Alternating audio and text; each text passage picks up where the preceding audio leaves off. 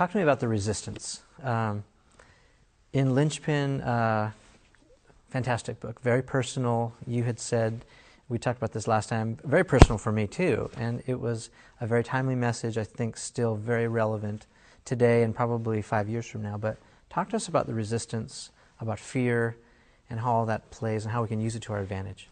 Yeah, well, how did we end up accepting this dictatorship of the system? How does it work in other countries? How does it become the status quo? It turns out we are evolutionarily organized to do that. There's a part of our brain right here called the amygdala, just above the brain stem. It's the part of the brain that's been around for millions of years, the same brain a chicken has, the same brain a lizard has. Psychologists call it the lizard brain.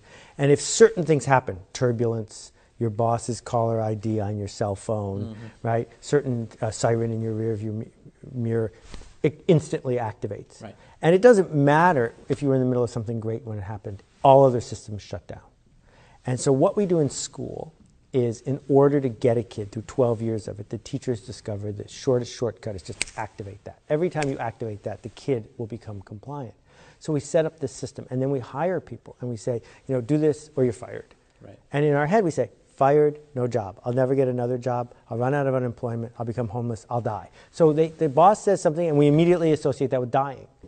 And so this brainwashing system was in place for a really long time. And you can come to power and become a dictator with it. You can also become a boss or a teacher or a parent using that system, which is all great unless a revolution comes. And when the revolution comes, the people who can figure out how to shut down their amygdala long enough are able to succeed. And so that's why Silicon Valley works, because everyone is sitting around reassuring themselves that they should be calm, where everyone else in the world is freaking out. They're going, oh, let's build something new here.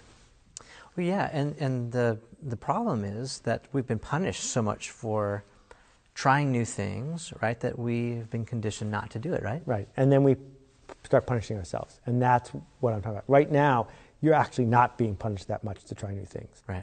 Right now, it's easier to start a business today than any time in history. The only person who's stopping you from starting a business is you, right? Access to technology, access to capital, access to information, access to markets. Never, ever been like this before.